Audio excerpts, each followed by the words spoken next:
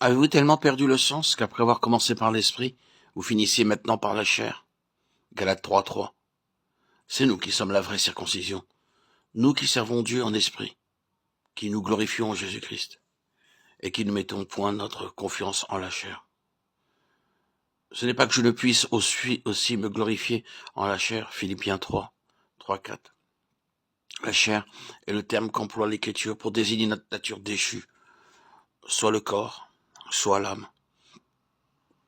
À la création, l'âme avait reçu une place intermédiaire entre l'élément spirituel et divin et l'élément sensible et terrestre de notre être. Elle devait ainsi conserver à chacun des deux ce qui lui revenait et les amener peu à peu à une si parfaite union que le corps même de l'homme en serait devenu spirituel. Quand l'âme céda à la tentation des sens, elle rompit avec l'esprit et tomba sous la domination du corps. Elle devint ainsi chair. À présent, la chair non seulement est privée de l'esprit, mais elle lui est hostile. La chair a des désirs contraires à ceux de l'esprit. Galates 5:17. La chair est en lutte avec l'esprit de deux manières.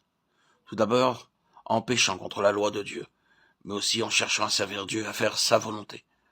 Quand l'âme a cédé aux sollicitations de la chair, elle s'est confiée en elle-même, au lieu de se confier en Dieu, auquel l'a rattaché l'esprit. Le moi prévalut ainsi sur la volonté de Dieu. Le moi devint le principe dominant, et maintenant, le moi est si subtil et puis si puissant qu'il conserve son empire non seulement en péchant directement contre Dieu, mais encore en cherchant à le servir. Il refuse alors de laisser opérer l'esprit seul, et par ses propres efforts pour être religieux, il devient le grand obstacle qui arrête, qui éteint l'esprit. C'est cette séduction de la chair qui produit souvent ce que Paul reproche aux Galates. Après avoir commencé par l'esprit, vous finissez maintenant par la chair, Galates 3:3. Si on n'est pas entièrement soumis à l'esprit, si on ne continue pas de jour en jour à tout attendre de lui avec humilité et docilité, on passe très vite de la confiance au Saint-Esprit à la confiance en la chair. C'est ainsi que tout effort de la chair pour servir Dieu devient la force même du péché. Ceci peut paraître paradoxal, mais n'en est pas moins vrai. Les pharisiens, avec leur propre justice, en sont un exemple. Par leur religion charnelle, ils étaient devenus la proie de l'orgueil et de l'égoïsme. Les esclaves du péché. Et les Galates auxquels Paul demande s'ils veulent continuer par l'effort de la chair, ce qui avait été commencé en eux par l'esprit, ces Galates qu'il avertit de ne pas chercher à se justifier par les œuvres, n'est-ce pas précisément chez eux que se manifestaient les œuvres de la chair, au point de les porter à s'entre-déchirer?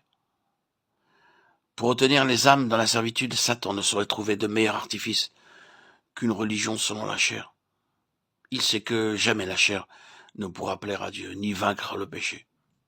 Il sait que la chair, après avoir prévalu sur l'esprit pour servir Dieu, finira par user de cette même force au service du péché.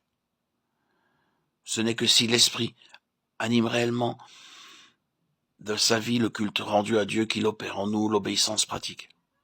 Pour pouvoir renoncer au moi dans nos rapports avec le prochain, pour pouvoir triompher de l'égoïsme, de la colère et du manque de charité, il faut commencer par renoncer au moi dans nos rapports avec Dieu. C'est là que l'âme, le siège du moi, doit apprendre à s'incliner devant l'esprit qui vient de Dieu.